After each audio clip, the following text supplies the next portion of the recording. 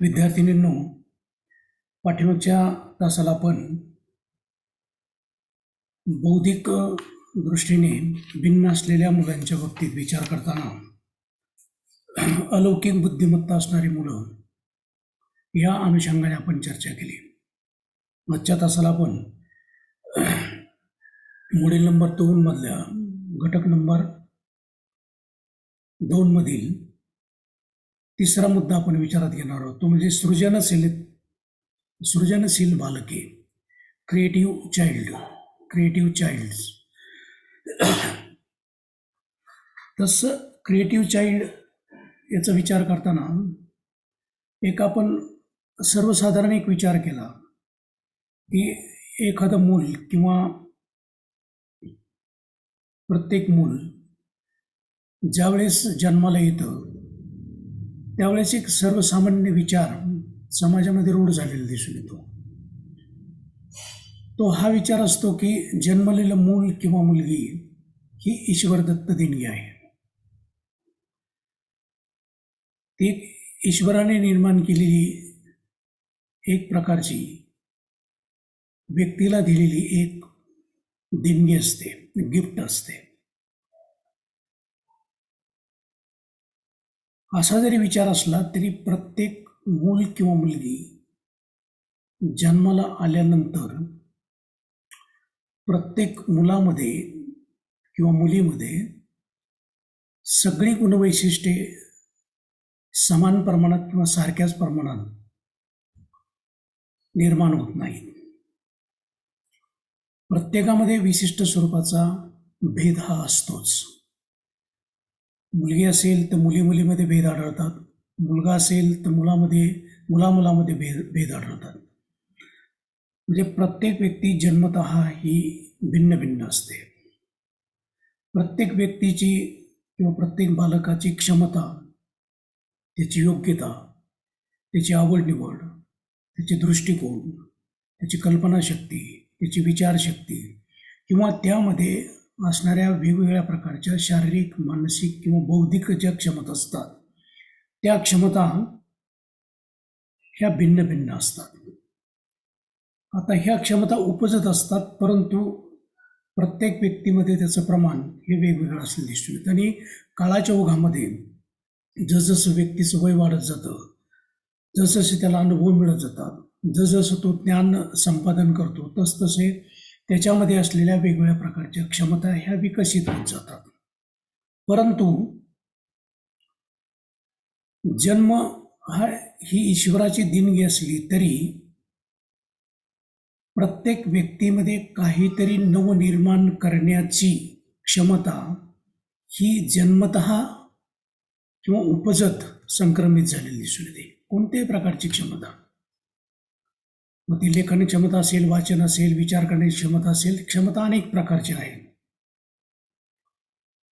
तर ह्या क्षमता, वेगवेगळ्या प्रकारच्या क्षमता त्याच्यामध्ये संक्रमित झालेल्या असतात आणि या क्षमतेच्या आधारे तो भविष्यात काहीतरी नवनिर्माण करू शकतो. आणि ही जी नवनिर्माणता असते, नवनिर्माण करण्याची त्याची जी क्षमता असते किंवा त्याच्याकडे जे कौशल्य असतं त्याला, त्या क्षमतेलाच सृजनशीलता म्हणून ओळखलं जातं. म्हणजे सांगण्याचा मुद्दा एवढा की जन्मतात ईश्वराने आपल्याला कोणत्या ना कोणत्या प्रकारच्या क्षमता दिलेल्या आहेत. त्यामध्ये एक नवनिर्माण क्षमता आहे की काहीतरी आपण नवीन निर्माण करू शकतो, जे आहे त्यात आपण बदल करू शकतो किंवा जे नाही ते आपण निर्माण करू शकतो. हे नवनिर्माण करण्याची जी क्षमता असते त्यालाच सृजनशीलता असं म्हणतात. त्यावरून सृजनशीलता हा जो शब्द आहे त्याच्यामध्ये सृज म्हणजे एक जन्मास येणे, टू बॉर्न, जन्मास येणे, सृज म्हणजे जन्मात येणे, आणि सर्जन म्हणजे काहीतरी नवनिर्माण करणे, अलग करणे, विभक्त करणे आणि पुन्हा त्यातून कोणत्या ना कोणत्या घटकाची, कोणत्या ना कोणत्या कल्पनेची, कोणत्या ना कोणत्या वस्तूची किंवा कोणत्या ना कोणत्या एखाद्या विचाराची नवनिर्मिती करणे, याला सर्जन असं म्हणतात. यावरून काहीतरी आपल्यामध्ये ज्या क्षमता असतात त्या क्षमतेच्या आधारे कोणत्या ना कोणत्या घटकाचा, वस्तूचा, विचाराचा, कल्पनेचा आपण शोध घेतो, म्हणजे जन्म घेतो आणि त्याच्यामध्ये काहीतरी बदल घडवून आणण्याचा आपण प्रयत्न करतो. म्हणून सर्जनशीलता, सृजनशीलता, सृज म्हणजे जन्मास घालणे किंवा जन्मास येणे किंवा नवनिर्माण होणे, नवीन उत्पन्न होणे, आणि जे उत्पन्न झालेले आहे त्यातून काहीतरी नवनिर्माण करणे. उदाहरणार्थ, एखादा दगड असेल तर दगडाला एक विशिष्ट प्रकारचा आकार देऊन आपण त्याला एक आकार देतो, पण त्या आकारातून काहीतरी आपण वेगवेगळ्या प्रकारच्या मूर्ती तयार करतो. ती झाली नवनिर्मिती. आता यावरून सृजनशीलतेच्या किंवा सर्जनशीलतेच्या वेगवेगळ्या प्रकारच्या व्याख्या, आपल्याला शब्दाचा अर्थ आपण पाहिला, पण नेमका अर्थ आपण व्याख्याच्या स्वरूपात पाहूया. टेलर या मानसशास्त्रज्ञाने या सृजनशीलतेची एक व्याख्या केलेली आहे. त्याच्यामध्ये नवीन अनुभवांची जोडणी आणि भिन्न रचनेच्या नमुन्यात करणे. नवीन अनुभवाची जोडणी नवीन आणि भिन्न रचनेच्या नमुन्यात तयार करणे. सर्जनशीलता म्हणजे आपल्याला जो अनुभव येत असतो, आपण जीवन जगत असताना वेगवेगळ्या प्रकारचे अनुभव आपल्याला येत असतात आणि त्या अनुभवाच्या आधारे काहीतरी नवीन किंवा भिन्न, त्याच्यापेक्षा वेगळी रचना तयार करणे, याला सृजनशीलता असं म्हणतात. नवीन आराखडा तयार करणे म्हणजे उदाहरणार्थ एखादं उदाहरण जर आपण शिकलो किंवा एखादा प्रयोग जर आपण शिकलो किंवा त्या प्रयोगाचा जर आपण अनुभव घेतला, तर त्या प्रयोगातून वेगळ्या प्रकारची माहिती किंवा वेगवेगळ्या प्रकारचे निष्कर्ष किंवा त्याचं उपयोजन, याची रचना करणे किंवा त्याची मांडणी करणे, याला सर्जनशीलता असं म्हणतात. अशी टेलरने व्याख्या केलेली. दुसरी व्याख्या मॅनॉस या मानसशास्त्रज्ञाने केलेली आहे. त्याच्यामध्ये ज्ञानसंग्रह, कल्पनाशक्ती, कल्पनाशक्ती व मूल्यमापन याची परिणिती म्हणजे सर्जनशीलता आहे. ज्ञानसंग्रह, आपण अनेक गोष्टींचं ज्ञान संग्रहित करतो. आपल्याकडं संग्रहित झालेलं ज्ञान आणि आपल्याकडं असलेली कल्पनाशक्ती आणि त्याच्या आधारे एखाद्या कृतीचं ज्यावेळेस आपण मूल्यमापन करतो आणि ते मूल्यमापन केल्यानंतर ज्याची काहीतरी नवीन निर्मिती होते, त्याला सर्जनशीलता असं म्हणतात. आणखी एक व्याख्या आपल्याला सांगता येईल. स्पियरमनने व्याख्या केलेली. त्यांनी असं सांगितलं की नवीन ज्ञान आहे ते नवीन आहे. आपण कोणतंही ज्ञान ज्यावेळेस आपण वाचतो किंवा अनुभव घेतो त्यावेळेस ते आपल्या दृष्टीने नवीन असलेलं दिसून येतं. म्हणजे पूर्वी जरी ते प्राप्त केलं असलं तरी नवीन जरी आपण अनुभव घेतला तरी आपल्या ज्ञानामध्ये ती भर पडत असते. म्हणजे ते ज्ञान एका अर्थाने नवीन असलेलं दिसून येतं. म्हणजे नवीन ज्ञान नवीन संबंधात रूपांतरित करण्याची व त्यातून नवीन सहसंबंध निर्मितीची मानवी शक्ती म्हणजे सर्जनशीलता होय. अशा प्रकारे स्पियरमननी एक व्याख्या केलेली आहे. अशा सृजनशीलतेच्या वेगवेगळ्या प्रकारच्या व्याख्या आपण पाहिलेल्या आहेत. यावरून सृजनशीलतेचा अर्थ किंवा बोध व्हायला एक प्रकारे आपल्याला मदत झाली दिसून येते. व्याख्येचा एकंदरीत जर आपण विचार केला तर सृजनशीलता किंवा सर्जनशीलता म्हणजे काय, तर याच्यामध्ये काय असेल दिसून येतं, प्रोडक्शन ऑफ न्यू आयडेंटिटी, नवीन कशाची तरी काहीतरी नवीन निर्माण करणे, नवीन उत्पन्न करणे, नव्या वस्तूचं, नव्या घटनेचं, नव्या कल्पनेचं उत्पादन करणे किंवा उत्पन्न करणे किंवा निर्मिती करणे. त्यानंतर नवीनतेला जन्म देणारी क्षमता, ही क्षमताच सर्जनशीलता किंवा सृजनशीलताच त्याला नेमकं काय म्हटलं जातं की नवीन काहीतरी कशाला तरी आपण जन्म देतो, ती क्षमता म्हणजे सर्जनशीलता होय. सर्जनशीलता ही जन्मता असली तरी ती एक प्रकारची निसर्गदत्त देणगी असते. पण काळाच्या ओघात जसजसे आपण अनुभव घेतो तसतसं त्या सृजनशील क्षमतेचं पोषण झालेलं आपल्याला दिसून येतं. पोषण म्हणजे ती विकसित झालेली दिसून येते. सर्जनशीलतेमध्ये किंवा सृजनशीलतेमध्ये ज्ञानसंग्रह अत्यंत महत्त्वाचं. ज्ञानच तुम्ही घेतलं नाही तर तुमच्याकडे असलेली सर्जनशीलतेची जी क्षमता आहे ती स्थिर राहण्याची शक्यता असते, ती विकसित होऊ शकत नाही.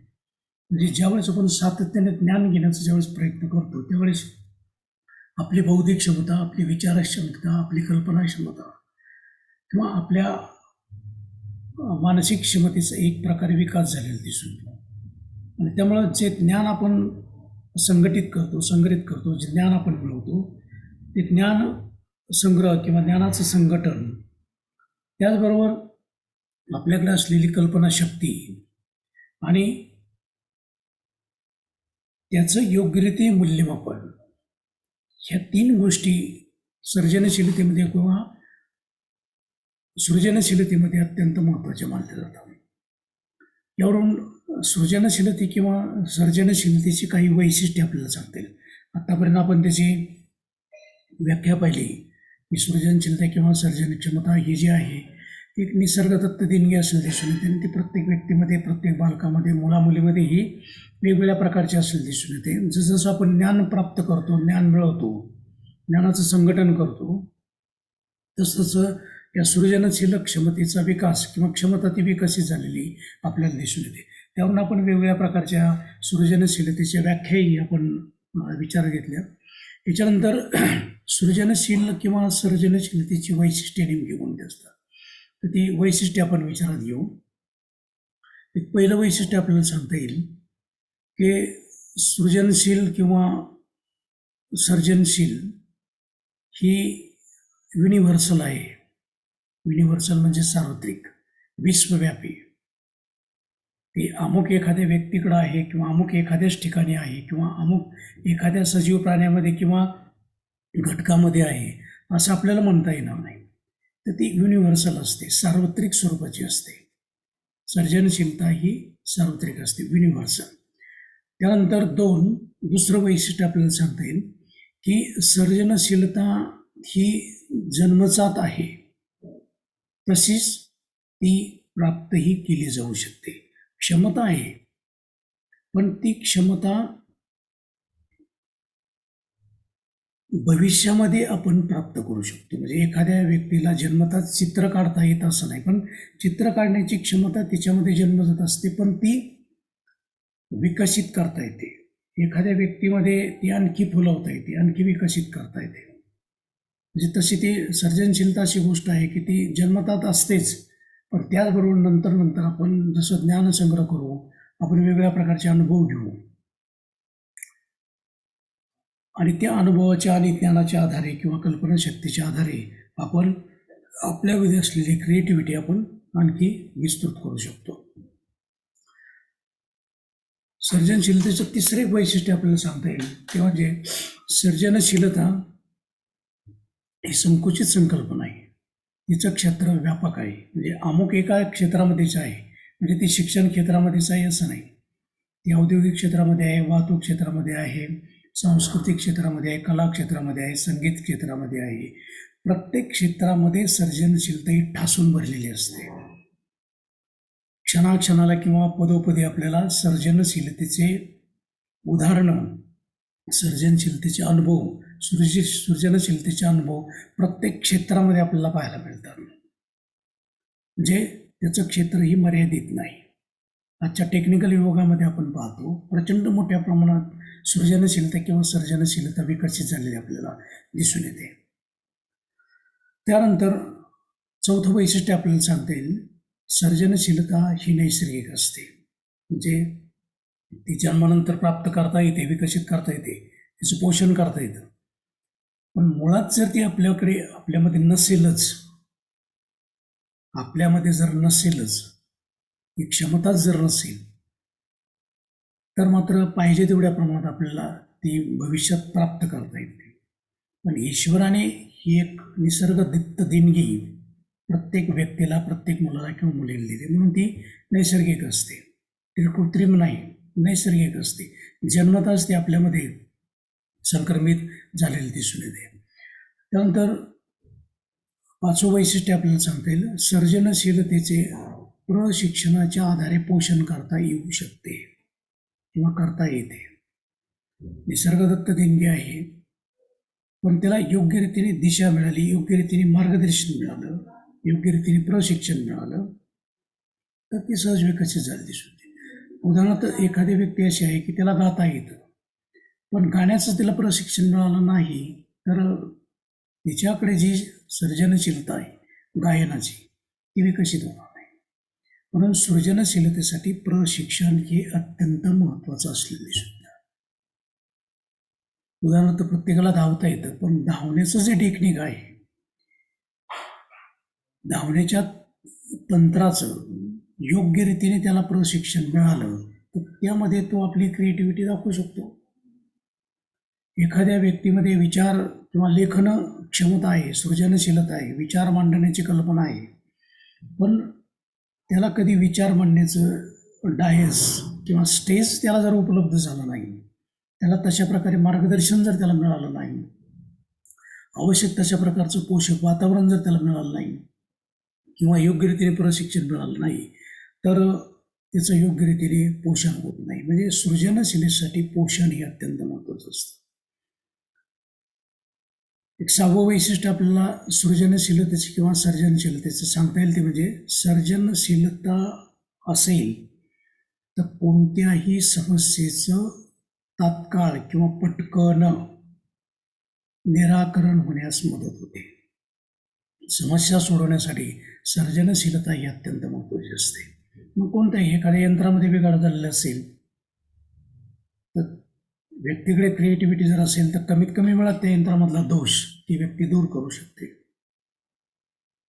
कोणत्याही घटकाच्या बाबतीत, कोणत्याही कृतीच्या बाबतीत एखादी समस्या निर्माण झाली, तर ती समस्या दूर करण्यासाठी त्या व्यक्तीकडे क्रिएटिव्हिटी असेल, समस्या सोडवण्यासाठी क्रिएटिव्हिटी ही अत्यंत महत्त्वाची असते.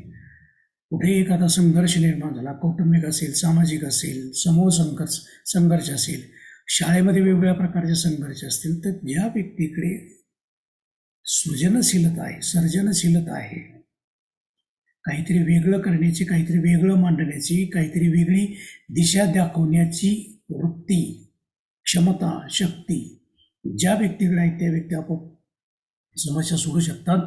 पण सृजनशीलता जर असेल, तर समस्या सोडवण्यासाठी लागणारा वेळ हा निश्चितच कमी असतो. सृजनशीलतेचं 7वं वैशिष्ट्य आपल्याला सांगता येईल, सर्जनशीलता व शालेय प्रावीण्य यात विशेष सहसंबंध आढळून येत नाही. अत्यंत महत्त्वाचं वैशिष्ट्य आहे. सृजनशीलता ही नैसर्गिक असते, काळाच्या ओघामध्ये तिचं आपल्याला पोषण करतात. योग्यरीतीने प्रशिक्षण मिळालं तर सृजनशीलता किंवा सर्जनशीलता विकसित होते. पण शाळेचं प्रावीण्य आणि सृजनशीलता याच्यामध्ये सहसंबंध आढळून आलेला नाही, असं काही मानसशास्त्रज्ञांनी हे सिद्ध केलेलं आहे. याचाच अर्थ काय होतो की एखादा बुद्धिमान किंवा कुशाग्र बुद्धिमत्तेचा असलेला विद्यार्थी, मुलगा किंवा मुलगी किंवा व्यक्ती ही सृजनशील असू शकतेच असं नाही. किंवा एखाद्या मुलाला किंवा मुलीला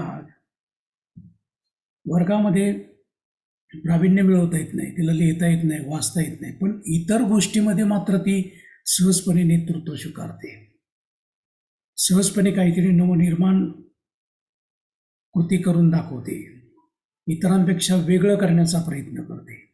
म्हणजे कमी हुशार असलेली मुलं ही सर्जनशील असू शकतात. म्हणजे शालेय प्रावीण्य आणि सर्जनशीलता याचा संबंध असतोच असं नाही, आणि हे काही सिद्ध झालेलं नाही. म्हणजे कमी हुशार असलेली मुलं अनेक क्षेत्रामध्ये नवनिर्मिती करताना आपल्याला दिसून येतं. म्हणजे अगदी 8वी 9वी शिकलेली, पास आऊट झालेली मुलंही मोठी उद्योगपती झालेली आपल्याला दिसून येतात.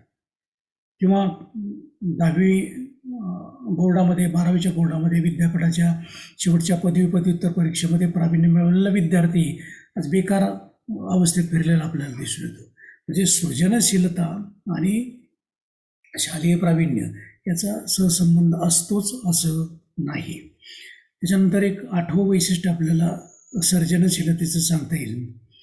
सर्जनशीलता ही बहुविध विचार प्रक्रियेवर आधारित असते. बहुविध. आपल्याला एखादी नवनिर्माण करायचं असेल, काहीतरी नव्यानं काहीतरी निर्माण करायचं असेल, काही असेल, वस्तू असेल, विचार असेल, कल्पना असेल, एखादी माहिती असेल, संशोधन असेल किंवा कोणत्याही एखाद्या वस्तूची निर्मिती असेल, ते करताना एकाच घटकाचा विचार करून आपल्याला चालतं.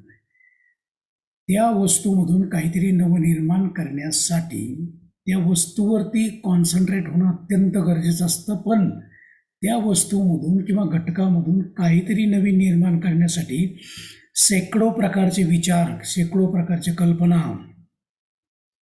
आपल्याला संग्रहित कराव्या लागतात आणि त्यातूनच नवनिर्मिती होते.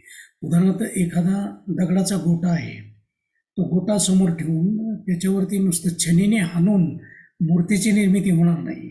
तर त्या मूर्तीची निर्मिती करताना त्या मूर्तीचे आवश्यक असणारे जे वेगवेगळ्या प्रकारचे रंगरूप आहेत किंवा वेगवेगळ्या प्रकारची रचना आकृती आहे, त्याचा बहुविध पद्धतीने ज्यावेळेस आपण विचार करतो त्यावेळेस एक विशिष्ट सुबक स्वरूपाची आकृती त्या दगडाच्या गोट्यामधून तयार झालेली आपल्याला दिसून येते. म्हणजे नवनिर्मितीमध्ये बहुविध किंवा असंख्य विचार अपेक्षित असतात, त्याशिवाय नवनिर्माण होत नाही. एक आणि एक विचार करून नवनिर्मिती होत नाही. सृजनशीलतेचा पुढचं 9वं एक वैशिष्ट्य आपल्याला सांगता येईल की सृजनशीलता काहीतरी नवीन निर्माण करते. साधं जनरल वैशिष्ट्य आहे, सर्वसामान्य वैशिष्ट्य आहे. त्यालाच तर आपण सृजनशीलता म्हणतो. सृजनशीलता ही नवीनतम निर्मिती करणारी असते. आहे त्याच वस्तूत काहीतरी वेगळं करायचं, आहे तोच विचार वेगळ्या पद्धतीने मांडायचा, आहे तेच लेखन वेगळ्या पद्धतीने मांडायचं, आहे त्याच संकल्पना, आहे तीच उदाहरणं वेगळ्या पद्धतीने मांडायची, काहीतरी नवीन त्याच्यामध्ये भर टाकायची, नवीन निर्माण करायचं. कारण सृजनशीलता ही अशा प्रकारची एक क्षमता असते की त्यातून जो विश्वव्यापी विकास झालेला आपल्याला दिसून येतो तो खऱ्या अर्थानं सृजनशीलतेवर आधारित असलेला आपल्याला दिसून येतो. जिथं जिथं सृजनशीलता किंवा सर्जनशीलता कमी पडते ते क्षेत्र किंवा ते घटक किंवा त्या व्यक्ती ह्या मागासलेल्या आपल्याला दिसून येतं. म्हणजे शेतीमध्ये नवीन नवीन प्रयोग करा तुम्ही, शेती पुढारलेली दिसून येईल. उद्योगधंद्यामध्ये नवीन काहीतरी नवनिर्मिती करण्याचा प्रयत्न करा, म्हणजे सृजनशीलतेवर जर भर दिला तर औद्योगिक किंवा उद्योगाची प्रगती किंवा भरभराट ही अत्यंत वेगाने होते. म्हणजे कोणत्याही गोष्टीच्या बाबतीत आपण पाहतो की सर्जनशीलता हा नवीन निर्मितीचा किंवा नवीनतमतेचा एक मूलभूत पाया किंवा आधार असलेला आपल्याला दिसून. त्याच्यानंतर 10वं एक वैशिष्ट्य आपल्याला सांगता येईल सर्जनशीलतेचा दोष म्हणा किंवा काही म्हणा. सर्जनशीलता ही कधी कधी स्वच्या स्वरूपात असते. मीच हे करू शकतो हे आढळतं. काही व्यक्तीच त्या करू शकतात, दुसऱ्या नाही. उदाहरणार्थ एखादा मेंदूचा सर्जन असेल, दुसरं कोणी करणार नाही, तीच व्यक्ती ती करू शकते. मेंदूचं ऑपरेशन, हार्टचं ऑपरेशन असेल, तीच व्यक्ती ती करू शकते. एखाद्या यंत्रामधला दोष, तीच व्यक्ती त्या यंत्रामधला दोष दूर करू शकते. एखाद्या वस्तूची निर्मिती तीच व्यक्ती करू शकते. कापसापासून उत्कृष्ट प्रकारचं कापड, मलमली कापड, तलम असलेलं कापड तीच व्यक्ती निर्माण करू शकते. म्हणजे सर्वसाधारणपणे यामध्ये कधी कधी स्व असतो. कधी कधी का बऱ्याच वेळा एखादी वस्तू च्यापासून नवनिर्माण वस्तू अनेक प्रकारचे व्यक्त करतो. पण काही वस्तू, काही घटना, काही गोष्टी अशा असतात की त्या ठराविक किंवा विशिष्ट सृजनशील व्यक्तींनाच त्यामधून काहीतरी नवनिर्माण करता येऊ शकते. म्हणून कधी कधी सृजनशीलतेमध्ये किंवा सर्जनशीलतेमध्ये स्वची बाधा असलेली दिसून येते. नाही, माझ्याशिवाय ते शक्यच नाही, मीच ते करू शकतो. म्हणजे स्वच्या स्वरूपात कधी कधी सृजनशीलता आपल्याला आढळून येते. जरी असली तरी त्या व्यक्तीला जसा त्याचा उपयोग होतो तसाच इतरांनाही त्याचा उपयोग होत असतो. आणि सृजनशीलतेचं 11वं एक महत्त्वाचं वैशिष्ट्य सांगता येईल, जे मगाशी मी तुम्हाला सांगितलं की बुद्धिमान व्यक्ती ही सर्जनशील असते असं आपण म्हणू शकतो. असू शकते बुद्धिमान व्यक्ती, कारण बौद्धिक क्षमता असलीच पाहिजे, ज्ञान संग्रह असलाच पाहिजे त्याच्याकडं. सर्जनशील असू शकते, ते काही ना काहीतरी करू शकते, काही ना काहीतरी नवनिर्माण करू शकते. पण सर्जनशील व्यक्ती बुद्धिमान असतेच असं नाही. समाजामध्ये अनेक प्रकारची उदाहरणं आपल्याला आढळतात. उच्च शिक्षित असलेली व्यक्ती कदाचित बदल घडवू शकेल, पण कोणत्याही प्रकारचं शिक्षण न घेतलेली व्यक्ती ही सर्जनशील असू शकते. म्हणजे अंगठे बहादूर असलेली व्यक्ती सुद्धा एखाद्या क्षेत्रामध्ये नावलौकिक मिळवू शकते. अशी अनेक उदाहरणं असले आपल्याला दिसून. म्हणून सर्जनशील व्यक्ती बुद्धिमान असेलच असं नाही, अशी कितीतरी उदाहरणं आपल्याला सांगतील. तर अशा प्रकारे ही सर्जनशीलतेची वैशिष्ट्ये आपण पाहिली. पहिलं वैशिष्ट्य सांगितलं युनिव्हर्सल आहे, म्हणजे सार्वत्रिक आहे. सर्जनशील ही जन्मजात असते, तसेच ती भविष्यात आपल्याला प्राप्तही करता येते. सर्जनशीलतेचं क्षेत्र हे व्यापक नाही, संकुचित नाही, तर ते व्यापक आहे. असं एक तिसरं वैशिष्ट्य मी तुम्हाला सांगितलं. चौथं वैशिष्ट्य सांगितलं क्रिएटिव्हिटी इज नॅचरल. क्रिएटिव्हिटी म्हणजे सर्जनशीलता किंवा सृजनशीलता ही नैसर्गिक आहे, जन्मता ती आपल्याला प्राप्त होते. ती एक निसर्गदत्त देणगी आहे, ईश्वरदत्त देणगी आहे. सर्जनशील पाचवं वैशिष्ट्य सांगितलं तर सर्जनशीलतेचे पोषण प्रशिक्षणामुळे आपल्याला करता येते. प्रशिक्षण आवश्यकच आहे, मार्गदर्शन आवश्यकच आहे. निश्चितपणे दिशा त्या व्यक्तीला मिळालीच पाहिजे, त्याशिवाय सर्जनशील व्यक्ती बनू शकत नाही. एक 6वं वैशिष्ट्य मी सांगितलं की सर्जनशीलतेमध्ये समस्येचं तात्काळ किंवा लवकरात लवकर किंवा पटकन निरसन व्हायला मदत होते. 7वं वैशिष्ट्य सांगितलं सर्जनशीलता आणि शालेय प्रावीण्य याच्यामध्ये सहसंबंध आढळतोच असं नाही. 8वं वैशिष्ट्य सांगितलं की सर्जनशीलता ही बहुविध विचार प्रक्रियेवरती आधारित असते. एक आणि एक विचार सर्जनशीलतेमध्ये अपेक्षित नसतो. 9वं वैशिष्ट्य सांगितलं सर्जनशीलता नवीनतम काहीतरी निर्माण करते, काहीतरी नवीन निर्माण करते, त्याशिवाय त्याला सृजनशीलता म्हणताच येणार नाही. 10वं वैशिष्ट्य सांगितलं सर्जनशीलतेमध्ये कधी कधी स्वची बाधा किंवा स्वच्या स्वरूपात सृजनशीलता आढळलेली दिसून येते. आणि 11वं वैशिष्ट्य तुम्हाला मी सांगितलं बुद्धिमान व्यक्ती सर्जनशील असू शकते, पण सृजनशील किंवा सर्जनशील व्यक्ती बुद्धिमान असू शकतेच असं आपल्याला म्हणता येणार नाही. आता अशा प्रकारे सृजनशीलता किंवा सर्जनशीलता त्याचा आपण अर्थ पाहिला, त्याच्या वेगवेगळ्या प्रकारच्या व्याख्या पाहिल्या. त्याचबरोबर सर्जनशीलतेचं स्वरूप पाहताना आपण सर्जनशीलतेची वेगवेगळ्या प्रकारची वैशिष्ट्ये आपण विचारात घेतली. त्यानंतर सर्जनशीलतेचं स्वरूप आणखी स्पष्ट होण्यासाठी आपल्याला सर्जनशीलतेचे घटक कोणते आहेत, फॅक्टर्स ऑफ क्रिएटिव्हिटी.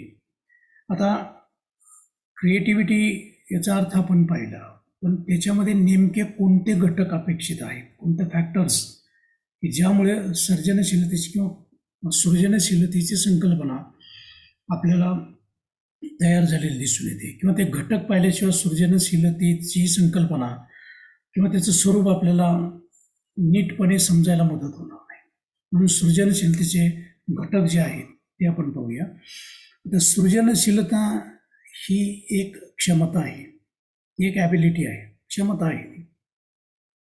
आपल्यामध्ये असल्याशिवाय आपण काहीतरी तयार करू शकत नाही. म्हणून सर्जनशीलता किंवा सृजनशीलता ही एक क्षमता आहे आणि त्या क्षमतेमध्ये अनेक घटक आढळून येतात. यावर संख्याशास्त्रीय तंत्र वापरून गिलफोर्ड या मानसशास्त्रज्ञाने त्या घटकांचं विश्लेषण केलेलं आहे. गिलफोर्ड या मानसशास्त्रज्ञाने काही संख्याशास्त्रीय स्वरूपाचं तंत्र वापरून काही घटक स्पष्ट केलेले आहेत. तर ते घटक कोणते ते आपण विचारात घेऊ. एक पहिला घटक आपल्याला सांगता येईल sensitivity of problem. Sensitivity of problem म्हणजे समस्या संवेदन क्षमता. हे महत्त्वाचा घटक क्रिएटिव्हिटीमध्ये असतो. आता नेमकं याच्यामध्ये काय असेल दिसून येतं की कोणत्याही प्रश्नाची किंवा कोणत्याही अडचणीची, कोणत्याही समस्येची जाणीव निर्माण झाल्यानंतरच त्याची गरज, त्याच्यामधले दोष किंवा त्याच्यामधल्या त्रुटी आपण शोधण्याचा प्रयत्न करत नाही. समस्याच निर्माण झाली नाही त्याकडे आपण पाहणार नाही, कारण त्याची आपल्याला गरज वाटत नाही. त्याच्यामध्ये नेमके दोष काय आहेत, त्याच्यातल्या त्रुटी काय आहेत, त्याचं आपल्याला महत्त्व काय आहे याचा आपण विचारही करणार नाही. म्हणून समस्या संवेदन क्षमता म्हणजे काय की एखाद्या समस्येची जाणीव झाल्यानंतर त्या समस्येतील गरजा, दोष किंवा त्रुटी किंवा त्याच्यामधले असलेली न्यूनता पाहणे म्हणजे समस्या संवेदन नाही. समस्याच निर्माण झाली नाही तर संवेदना निर्माण होणार नाही. म्हणून समस्या जाणवली तरच तिचे निराकरण आपण करू शकतो. निराकरण करण्यासाठी आपल्यामध्ये एक वेगळ्या प्रकारची विचार प्रक्रिया सुरू होते की काय केलं पाहिजे की जेणेकरून ती समस्या आपल्याला किंवा ती अडचण किंवा तो प्रश्न आपल्याला सोडवता येऊ शकेल. अशा प्रकारची विचार प्रक्रिया किंवा कृती आपण सुरू करतो, विचार प्रक्रिया सुरू होते. म्हणून सर्जनशीलतेच्या संदर्भात समस्या संवेदन हा स्टार्ट पॉईंट समजला जातो, आरंभबिंदू समजला जातो. मुळात सर्जनशीलता आपण शांत बसून राहिलो, कुठल्या प्रकारचा विचार केला नाही, कुठल्या प्रकारची समस्या नाही, अडचण नाही, प्रश्न नाही, काही नाही. मग अशा वेळेस आपल्यामध्ये क्रिएटिव्हिटी जागृत होणारच नाही. म्हणून कुठल्या तरी समस्येची आपल्याला संवेदना झाली पाहिजे, जाणीव झाली पाहिजे. आणि जाणीव झाल्यानंतरच ती का निर्माण होते या दृष्टीने त्या समस्येमध्ये दोष, त्रुटी किंवा त्याची खरोखर गरज आहे का या दृष्टीने आपण विचार करू. दोषांचं आणि त्रुटींचं प्रमाण किती असलं आणि खरोखर ती समस्या सोडवणं गरजेचं आहे. ज्यावेळेस अशी आपली भावना निर्माण होते, त्या भावनेतून एक वेगळ्या प्रकारची विचार करण्याची, तर्क करण्याची, कृती करण्याची कल्पना आपल्या मनामध्ये निर्माण होते आणि त्या दिशेने आपण काम करायला प्रवृत्त होतो, विचार करायला प्रवृत्त होतो. म्हणून समस्या संवेदन क्षमता हा सृजनशीलता किंवा सर्जनशीलतेचा प्रथम बिंदू मानला जातो, आरंभ बिंदू मानला जातो. हा एक महत्त्वाचा घटक गिलफोर्डने सांगितलेला आहे. दुसरा गिलफोर्डने सृजनशीलतेचा एक महत्त्वाचा घटक सांगितलेला आहे. तो त्यांनी असं सांगितलं की प्रवाहीपणा, फ्लुएन्सी. आता फ्लुएन्सी म्हणजे काय? प्रवाह. सतत त्यामध्ये बदल झाला पाहिजे, सातत्याने बदल झाला पाहिजे. आज आपण पाहतो की 12व्या शतकामध्ये असलेली परिस्थिती, 16व्या शतकामध्ये असलेली परिस्थिती, 19व्या शतकामध्ये असलेली परिस्थिती किंवा 21व्या शतकामध्ये असलेली सामाजिक, आर्थिक, सांस्कृतिक, औद्योगिक कोणत्याही क्षेत्रामधली परिस्थिती ही सातत्याने मोठ्या प्रमाणात प्रवाही राहिलेली दिसून येते. कदाचित 40-50 वर्षाच्या कालावधीमध्ये किंवा पुढच्या दशकामध्ये प्राप्त परिस्थितीमध्ये मोठ्या प्रमाणात बदल झालेले दिसून येतील. आणि हे बदल जे असतात ते बदल प्रवाहीपणामुळे झालेले दिसून येतात. म्हणून सृजनशीलतेचा फ्लुएन्सी हा अत्यंत महत्त्वाचा घटक असं दिसून येतो. आता प्रवाही म्हणजे काय की विविध प्रकारच्या, असंख्य प्रकारच्या कल्पना निर्माण करण्याची क्षमता. असंख्य प्रकारच्या कल्पना निर्माण करण्याची क्षमता व सहजता. सहजपणे आणि असंख्य प्रकारच्या कल्पना आपण किंवा विचार आपण आपल्या मनामध्ये निर्माण करू शकतो, मांडू शकतो. त्याला प्रवाहीपणा असं म्हणतो.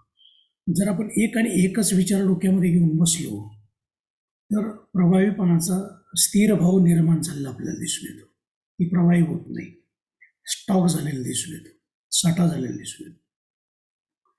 म्हणजे कोणत्याही प्रकारचा विचार, कोणत्याही प्रकारची कृती, कोणत्याही प्रकारची कल्पनाशक्ती, आपल्याला जे ज्ञान प्राप्त होत असतं ते ज्ञान झालेलं संघटन किंवा ज्ञानप्राप्ती, आपल्याकडे असलेली कल्पनाशक्तीने यामध्ये सातत्याने ते पडताळून पाहिलं पाहिजे, म्हणजे त्याचं मूल्यमापन केलं पाहिजे. म्हणून प्रवाहीपणा म्हणजे असंख्य प्रकारचे किंवा पुष्कळ स्वरूपाच्या अशा कल्पना असतात, त्या कल्पना करण्याची क्षमता, त्या कल्पना मांडण्याची क्षमता, त्या कल्पना प्रत्यक्षात उतरवण्याची क्षमता व सहजता. सहजपणे त्या कल्पना आपण मांडू शकतो. असंख्य कल्पना आपल्याला सुचतात, त्यामुळेच आपल्या विचारामध्ये एक प्रवाहीपणा निर्माण झाला दिसून येतो. एक साधं उदाहरण आपण पाहूया. समजा व्याकरण आहे आणि विद्यार्थ्यांना सांगितलं की क या अक्षराने सुरुवात होणारी मराठीतील शब्द लिहा, अर्थपूर्ण शब्द लिहा किंवा अनर्थपूर्ण शब्द लिहा, क या अक्षराने सुरू होणारे. तर त्या क अक्षरात, या मूळाक्षरापासून तयार होणारे अनेक अक्षर लिहिण्याची क्षमता दर्शवण्यासाठी अनेक प्रकारचे विचार किंवा कल्पना आपल्या मनामध्ये निर्माण होतात. आणि त्यातून क अक्षरामुळे कल्पना असेल, कमला असेल, कामना असेल, करुणा असेल, कठीण असेल वगैरे वगैरे असे अनेक शब्द आपल्या मनामध्ये तयार होत असतात. त्यावरून क वरून अनेक प्रकारच्या शब्दांची निर्मिती झालेली आपल्याला दिसून येते. त्यावरून जो विद्यार्थी जास्तीत जास्त अक्षरे लिहिल क वरून सुरू होणारी, त्यात सर्जनशीलता आहे, पण ती सर्जनशीलता प्रभावी आहे. त्याच्यामध्ये फ्लुएन्सी असलेली आपल्याला दिसून येते. म्हणून प्रभावीपणा हा सृजनशीलतेचा अत्यंत महत्त्वाचा घटक असला दिसून. कारण आपण पाहतो ह्या प्रभावीपणामुळेच प्रत्येक वस्तूचं असलेलं आत्ताचं रूप किंवा कालचं असलेलं रूप याच्यामध्ये मोठ्या प्रमाणात बदल झालेला दिसून येतो. प्रत्येक क्षेत्रात ती जर प्रभावी नसती तर त्यामध्ये क्रिएटिव्हिटी दिसलीच नसती. आपण वेगवेगळ्या प्रकारच्या टू व्हीलर्स पाहतो, फोर व्हीलर्स पाहतो, वेगवेगळ्या प्रकारचे कॉम्प्युटर्स पाहतो, लॅपटॉप्स पाहतो किंवा वेगवेगळ्या प्रकारचं फर्निचर पाहतो, वेगवेगळ्या प्रकारची साधनं पाहतो किंवा वेगवेगळ्या प्रकारचे सेवा पुरवणारे जे घटक आहेत ते घटक आपण पाहतो. त्या प्रत्येक घटकामध्ये स्थायी भाव असलेलं दिसून येत नाही, स्थिरता असलेलं दिसून येत नाही. त्यामध्ये प्रचंड मोठ्या प्रमाणात बदल झालेले दिसून येतात. हे बदल का होतात तर त्याच्या पाठीमागे क्रिएटिव्हिटी असते. क्रिएटिव्हिटी केव्हा निर्माण होते तर फ्लुएन्सी असेल, म्हणजे प्रभावीपणा असेल तरच क्रिएटिव्हिटी निर्माण होते. आणि त्यामुळे मोठ्या प्रमाणात बदल झाले आपल्याला दिसून येतात. काही दिवसांनी मोठमोठ्याने टी व्ही जाऊन स्क्रीन टाईप टी व्ही आलेले दिसून येतात. काही ठिकाणी घड्याळामध्ये टी व्ही आलेले दिसून येतील आपल्याला, आपल्या हाताच्या घड्याळामध्ये. पूर्वी कॉम्प्युटरचा आकार मोठा होता, आता अगदी हाताच्या पंजा इतके लॅपटॉप्स निर्माण झालेले आपल्याला दिसून येतात. मोबाईलमध्ये वेगवेगळ्या प्रकारचे इन्फॉर्मेशन आपल्याला उपलब्ध झाले दिसून येते. हे प्रभावीपणाचं लक्षण असलं आपल्याला दिसून येतं. त्यानंतर गिलफोर्डने पुढचं एक वैशिष्ट्य सृजनशीलतेत सांगितलेले ते म्हणजे मौलिकता, ओरिजिनॅलिटी. ओरिजिनल असलं पाहिजे. सृजनशीलता ही ओरिजिनल असली पाहिजे. जे ओरिजिनल आहे त्यात आपल्याला काही बदल करता येतो, त्यातून काही सृजनशीलता आपल्याला दाखवता येते का नाही. तर बहुतेक व्यक्तींना ओरिजिनॅलिटी काय म्हणतात की बहुतेक व्यक्तींना न सुचलेली कल्पना ही मौलिक कल्पना समजली जाते. एखादा प्रश्न, एखादी समस्या निर्माण होते, शेकडो लोक त्याच्यावर विचार करतात, शेकडो लोक त्याच्यावर विचार करतात आणि ती समस्या सोडवण्याचा प्रयत्न करतात, तो प्रश्न सोडवण्याचा प्रयत्न करतात. पण एखाद्या व्यक्तीलाच अशा प्रकारची कल्पना सुचते. मग त्या व्यक्तीला जी कल्पना स्फुरलेली असते, स्फुरलेली त्या व्यक्तीची जी कल्पना असते, त्या त्या कल्पनेला मौलिकता असं म्हणतात. ती खरी ओरिजिनॅलिटी झाली. की त्यामध्ये शक्यतो आता आपल्याला बदल करता येणार नाही, अशी मौलिकता असलेली दिसून येते. म्हणजे मौलिक म्हणजे अद्भुत, ओरिजिनल, सुंदर, अद्वितीय अशा प्रकारच्या काही कल्पना काही व्यक्तीमध्ये सुचतात. म्हणजे सुरक्षितेच्या बाबतीत असतील, तंत्रज्ञानाच्या बाबतीत असतील, शैक्षणिक क्षेत्रातल्या बाबतीत असतील, सामाजिक क्षेत्रातल्या बाबतीत असतील, अगदी कौटुंबिक पातळीवरती कुटुंबामध्ये वेगवेगळ्या व्यक्तींना किंवा एखाद्या विशिष्ट व्यक्तीला कौटुंबिक समस्या दूर करण्यासाठी सुचलेली एखादी कल्पना किंवा एखादी क्रिएटिव्हिटी स्फुरलेली कल्पना असेल, म्हणजे त्यातून काहीतरी आपल्याला नवीन तयार करता येतं आणि ते ओरिजिनल असतं. म्हणजे इतर सगळेच जण विचार करतात, सगळे विचार करतात, सगळं दिलेलं एखादं काम करतात, पण जी व्यक्ती इतरांपेक्षा वेगळा विचार मांडते किंवा जी व्यक्ती तेच काम वेगळ्या पद्धतीने करते, त्यातून त्या व्यक्तीचं वेगळंपण आपल्याला जाणवलेलं दिसून येतं. म्हणून नेहमीच्या मार्गापेक्षा नवीन कल्पना निर्मितीची क्षमता म्हणजे मौलिकता. मार्ग आहेत, पण त्याच्यापेक्षा वेगळा मार्ग ज्यावेळेस एखादी व्यक्ती स्वीकारते किंवा मानते, त्यावेळेस ती मौलिकता असलेली दिसून येते. मौलिकता ही एका अर्थाने उत्कृष्ट प्रकारची सृजनशीलतेची सहचार्याने मानता येईल. कारण क्रिएटिव्हिटीमध्ये उत्कृष्टतेला मौलिकतेमुळे एक प्रकारे आधार किंवा एक प्रकारे भक्कमपणा प्राप्त झालेला दिसून येतो. आता आपण पाहतो की वेगवेगळ्या प्रकारच्या चेअर्स बनलेल्या असतात, खुर्च्या, वेगवेगळ्या प्रकारचे टेबल्स किंवा फर्निचर असतात. काहीतरी वेगळं बनवायचं अनेक क्षेत्रामध्ये, म्हणजे वैद्यकीय क्षेत्रामध्ये आहे, कलाकुसरीच्या क्षेत्रामध्ये आहे, कलेच्या क्षेत्रामध्ये आहे, सांस्कृतिक क्षेत्रामध्ये आहे, औद्योगिक क्षेत्रामध्ये आहे, वाहतूक क्षेत्रामध्ये आहे. काहीतरी वेगळं बनवायचं, ही याला मौलिकता असं समजलं जातं. आता एक साधारणपणे आपण डोळ्याला जो चष्मा वापरतो, त्या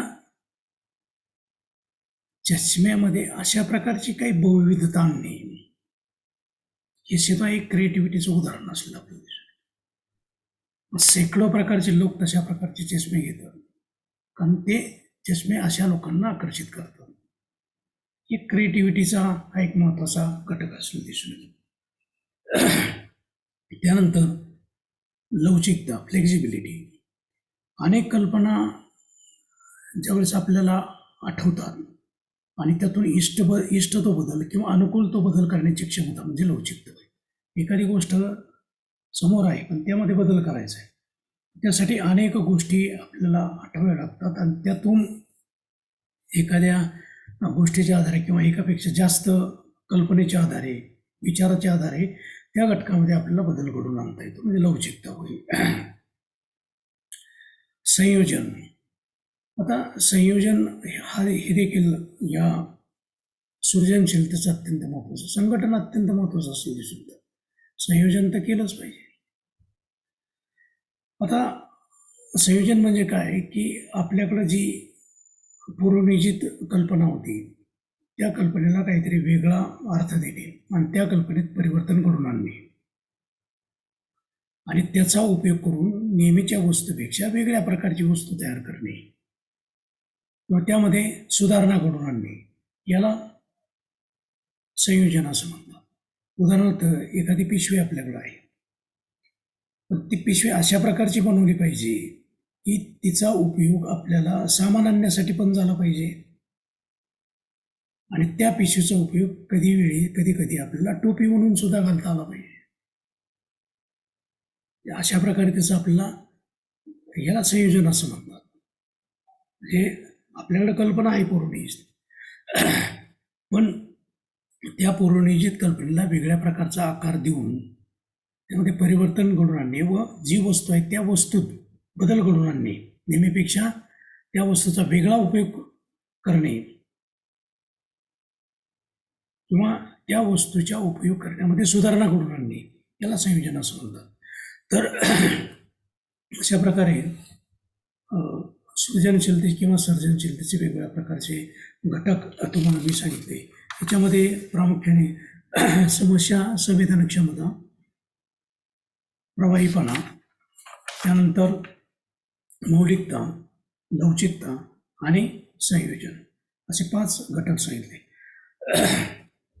आता याच्यामध्ये सर्जनशील विद्यार्थी जो असतो त्या सर्जनशील विद्यार्थ्याची वैशिष्ट्ये कोणती असतात, मुलाची वैशिष्ट्ये कोणती असतात, ही मुलं सर्जनशील आहेत किंवा नाही हे कसं काय ओळखायचं आपण.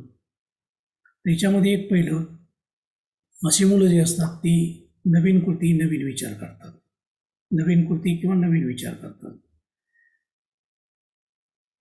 एक दुसरं वैशिष्ट्य वर्तन वैशिष्ट्य, म्हणजे ह्या मुलांची वर्तन वैशिष्ट्य काय आहेत की नव्या कृती किंवा नवे विचार करतात, नवीन कल्पना मांडतात, नवीन विचार मांडतात. पहिलं वर्तन वैशिष्ट्य. दुसरं वर्तन वैशिष्ट्य काय, स्वतःच्या कल्पना मांडतात, ते त्यांच्या क्रिएटिव्हिटीचं एक लक्षण असतं आणि ते त्यांच्या क्रिएटिव्हिटीचं इतरांना जरी मापन केलं तर ते इतरांनी जरी त्याचं मूल्यमापन केलं तर ते स्वतः त्याच्या क्रिएटिव्हिटीचं म्हणजे स्वतःच्या कल्पनेचं, स्वतःच्या विचाराचं, स्वतःच्या नवनिर्मितीचं मापन किंवा मूल्यमापन करू शकतात. त्यानंतर अशा विद्यार्थ्यांची जी जिज्ञासा वृत्ती जी असते ती इतर विद्यार्थ्यांच्यापेक्षा वेगवान असते, तीव्र असते. असे विद्यार्थी जे असतात ते लवचिक आणि ओपन माइंड असतात, खुल्या विचाराचे, खुल्या मनाचे असतात. त्यानंतर असे विद्यार्थी जे असतात ते समस्या सोडवण्यासाठी सातत्याने पुढाकार घेतात. असे विद्यार्थी सतत कार्यमग्न असतात आणि आव्हानांचा स्वीकार करायला अशा विद्यार्थ्यांना आवडतं. अशा विद्यार्थ्यांमध्ये उत्सुकता आणि आत्मविश्वास आढळतो. असे विद्यार्थी जे असतात ते एकाग्र असतात आणि चांगला विचार करण्याची प्रवृत्ती अशा विद्यार्थ्यांमध्ये आढळते. असे विद्यार्थी नवीन परिस्थितीचे विश्लेषण सहजपणे करू शकतात किंवा विश्लेषण करण्याची त्यांच्यामध्ये क्षमता असते. आणि असे विद्यार्थी जे असतात ते बुद्धिमान असतात किंवा नुसत्यात बोल घेवडे जे व्यक्ती असतात त्यांच्यापेक्षा असे विद्यार्थी चांगल्या प्रकारचं काम करू शकतात. अशी वेगवेगळ्या प्रकारची वर्तन वैशिष्ट्ये अशा विद्यार्थ्यांच्या बाबतीत असून दिसून येतात. एक पहिलं मगाशी वर्तन वैशिष्ट्य सांगितलं की नवीन कृती किंवा नवीन विचार, नवीन कल्पना असे विद्यार्थी सातत्याने करताना दिसून येतात. दुसरं वर्तन प्रकार किंवा वर्तन वैशिष्ट्य असं दिसून येतं की असे विद्यार्थी स्वतःच्या कल्पनांचं किंवा स्वतःच्या नवनिर्मितीचं मापन किंवा मूल्यमापन करू शकतात. 3, अशा विद्यार्थ्यांची जिज्ञासा ही तीव्र असते. इतर विद्यार्थ्यांच्या तुलनेने असे विद्यार्थी जास्त जिज्ञासू असतात. 4, असे विद्यार्थी हे लवचिक आणि ओपन माइंडेड म्हणजे खुल्या विचाराचे, खुल्या मनाचे असतात. कुठल्या प्रकारची मनामध्ये ते अडी ठेवू शकत नाही. अगदी कधी कधी स्व जरी असला सृजनशीलतेमध्ये तरी बहुतेक विद्यार्थी, सर्जनशील विद्यार्थी जे आहेत ते खुल्या मनाचे, ओपन माइंडेड असतात. त्यानंतर असे विद्यार्थी ज्या समस्या निर्माण होतात त्या समस्या सोडवण्यासाठी पुढाकार घेतात. पुढचं एक 6वं वैशिष्ट्य सांगितले की समस्या सोडवण्यासाठी असे विद्यार्थी आसुसलेले असतात, सातत्याने ते नेतृत्व करतात, पुढाकार घेतात. 7वं एक वैशिष्ट्य वर्तन वैशिष्ट्य सांगता येईल की असे विद्यार्थी सतत कार्यमग्न असतात आणि सतत आव्हानांचा सामना किंवा आव्हानांचा स्वीकार करायला अशा विद्यार्थ्यांना आवडत असतं. 8वं एक वैशिष्ट्य सांगता येईल की अशा विद्यार्थ्यांमध्ये आत्मविश्वास असतो आणि कोणते काम करायला त्यामुळे त्यांच्यामध्ये उत्सुकता असते. असे विद्यार्थी सातत्याने एकाग्र असतात, चांगला सातत्याने विचार करतात. 10वं वैशिष्ट्य सांगता येईल, असे विद्यार्थी नवीन परिस्थितीचं सहजपणे विश्लेषण करू शकतात. आणि 11वं वैशिष्ट्य वर्तन वैशिष्ट्य हे विद्यार्थ्यांचं सांगता येईल की हे विद्यार्थी जे असतात ते बुद्धिमान असतातच, पण पहिली गोष्ट जे बुद्धिमान किंवा नुसते बोलगेवढे आहेत, अशा बुद्धिमान किंवा बोलगेवढ्या व्यक्तीपेक्षा वेगळ्या प्रकारचं काम, वेगळ्या प्रकारची कृती, वेगळ्या प्रकारची कल्पना असे विद्यार्थी मांडू शकतात, चांगल्या प्रकारचं कार्य करू शकतात. आता अशा प्रकारे सृजनशील बालकी किंवा सर्जनशील बालकं जी आहेत त्यांच्यामध्ये वेगळ्या प्रकारची जी वर्तन वैशिष्ट्ये आहेत ती वर्तन वैशिष्ट्ये आपण पाहिली. आता सृजनशील बालक किंवा सर्जनशील बालकांच्या दृष्टीने सृजनशीलतेचं शैक्षणिक महत्त्व काय आहे, तर शैक्षणिक महत्त्व काय आहे, तर सृजनशीलता असल्यामुळे कोणत्याही घटकाची किंवा कोणत्याही वस्तूची, कोणत्याही प्रसंगाची, कोणत्याही आशयाची पूर्ण माहिती मिळवण्याची सवय लागते. खोलात जाऊन आवश्यक असणारी माहिती मिळवण्याची सवय सृजनशीलता नसेल तर ती व्यक्ती आळशी असते, ती विचार करत नाही, कामही करत नाही, कृतीही करत नाही. त्यामुळं कोणत्याही घटकाची पूर्ण माहिती मिळवण्याची सवय लागते, एक शैक्षणिक महत्त्व असं दिसून येतं. दुसरं, सृजनशीलतेमुळे विद्यार्थ्यामध्ये जिज्ञासा निर्माण होते. जिज्ञासा म्हणजे नवीन ज्ञान, सतत काहीतरी शोधन प्रवृत्ती त्याच्यामध्ये निर्माण होते. शैक्षणिक महत्त्व आणखी एक सांगता येईल की अनेक पर्याय शोधण्याची सवय लागते. हे नाही तर ते नाही तर ते, जी समस्या निर्माण झालेली ती या पर्यायानं सोडवता आली नाही तर दुसऱ्या पर्यायाने सोडवण्याचा प्रयत्न केला जातो, म्हणजे पर्यायांचा शोध घेण्याची सवय लागते. शैक्षणिक महत्त्व आणखी एक सांगता येईल ते म्हणजे समायोजन क्षमता वाढते. समायोजन म्हणजे कॉपरेट ही मुलं करतात, त्या परिस्थितीची जुळवून घेतात, त्या परिस्थितीची समरस होतात, त्या परिस्थितीकडे पाठ फिरत नाही तर त्या परिस्थितीवर मात करण्यासाठी जे वेगवेगळ्या प्रकारचे प्रश्न किंवा समस्या निर्माण होतील त्या सोडवण्यासाठी आवश्यक असणारी समायोजन क्षमता सृजनशीलतेमुळे वाढायला मदत झाली दिसून येते. त्याचबरोबर शैक्षणिक महत्त्व आणखी एक सांगता येईल की स्वतंत्र जबाबदारी स्वीकारण्याची सवय विद्यार्थ्यामध्ये निर्माण होते, काहीतरी स्वतंत्रपणे, कारण हे विद्यार्थी स्वतंत्रपणे काहीतरी विचार करतात, समस्या सोडवण्याचा सातत्याने प्रयत्न करतात. आणि आणखी एक शैक्षणिक महत्त्व सांगता येईल की परस्पर विरोधी विचार मांडण्याची सवय लागते. ठीक आहे, परस्पर विरोधी विचार मांडल्याशिवाय त्यातून अद्वितीय असं निर्माण होऊ शकत नाही. एखाद्याने एखादा असा विचार मांडला तर सृजनशील असणाऱ्या व्यक्ती पटकन दुसरा विचार मांडतात, कारण तशा प्रकारची कल्पनाशक्ती, तशा प्रकारची क्रिएटिव्हिटी त्या विद्यार्थ्यामध्ये किंवा व्यक्तीमध्ये असं दिसून येते. तर अशा प्रकारे सृजनशीलतेचं शैक्षणिक महत्त्व आपल्याला सांगता येईल.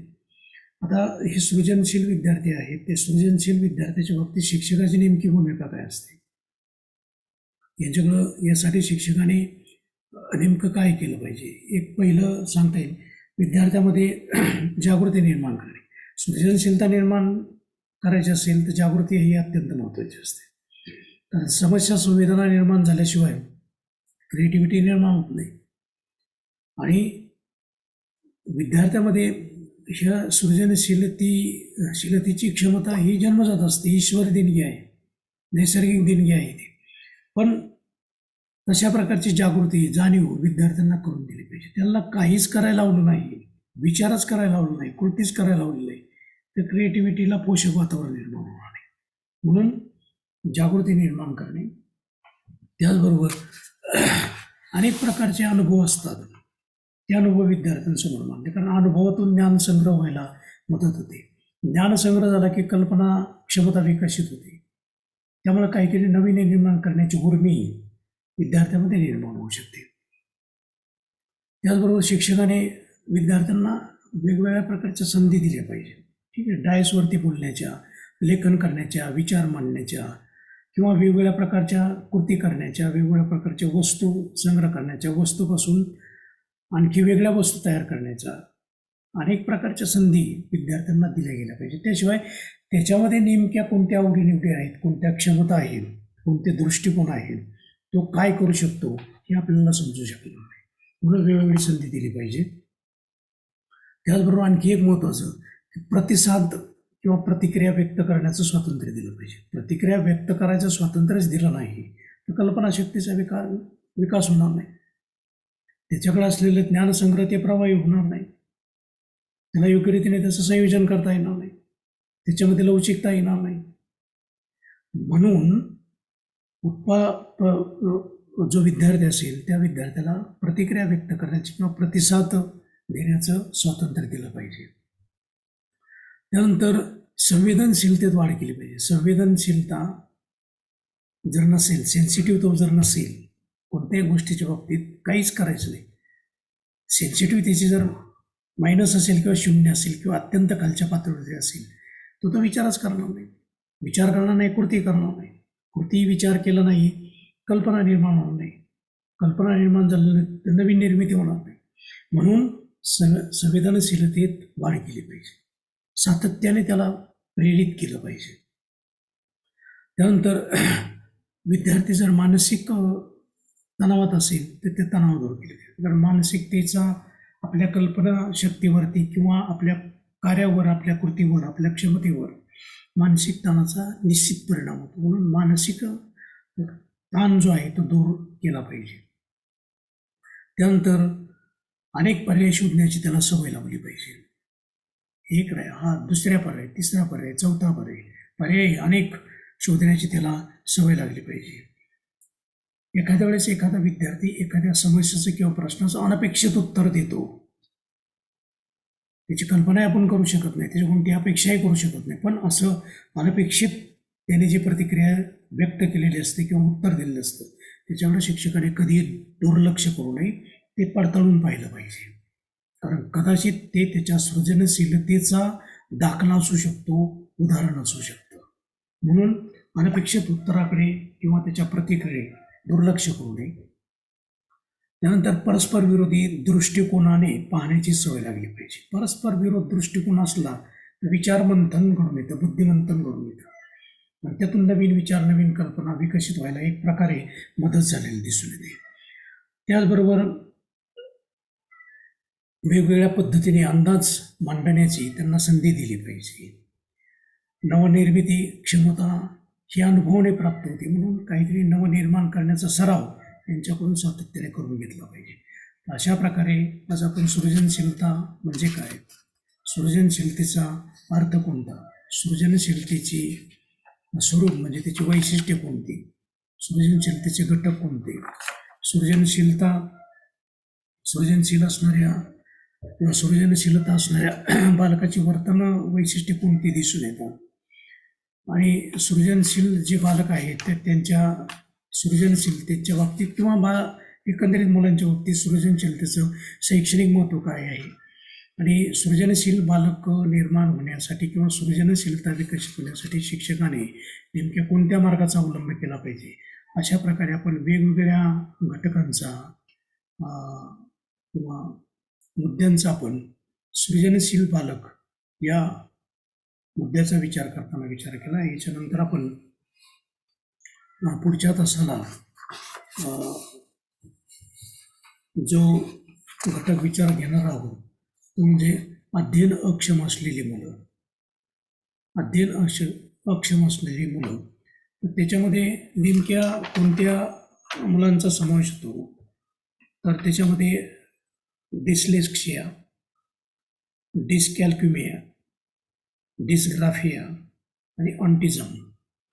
तर याचा नेमका अर्थ काय, त्याचं स्वरूप कसं असतं याचा थोडक्यात आपण याच्यानंतरच्या 3ऱ्या युनिटमध्ये विचार करू. म्हणजे स्वयंपूर्णांक भिन्नतेचे आकलन व विशेष गरजांची ओळख या घटक नंबर स्वयंपूर्णांक 2 मधले आपले 2 घटक संपलेले आहेत. एक शारीरिकदृष्ट्या भिन्न असलेल्या मुलांची कारणे, वैशिष्ट्ये आणि गरजा. याच्यामध्ये दृष्टिदोष असलेली, कर्णबधिर असलेली, शारीरिक किंवा स्नायुगतिकीय असलेली आणि बहुअक्षम मुलं, याचा आपण विचार केला. त्यानंतर याच्यामधला दुसरा टॉपिक होता बौद्धिक भिन्नता असलेली मुलं. याच्यामध्ये मेंटल ॲबिलिटी, त्यानंतर अलौकिक बुद्धिमत्ता असलेली मुलं आणि सर्जनशील बालक. याचा आपण विचार केला. स्वयंपूर्णांक 2 मधला तिसरा घटक आहे अध्ययन अक्षमता असलेली मुलं. शारीरिक पाहिलं, त्यानंतर भौतिक पाहिलं, त्यानंतर अध्ययन अक्षम असलेली मुलं. याच्यामध्ये 4 प्रकारच्या गुणवैशिष्ट्यांनी भिन्न असलेल्या मुलांचा आपण विचार करणार आहोत. टॉपिक नंबर 3 मध्ये ते आपण उद्याच्या पिरियडला त्याचा विचार करूया.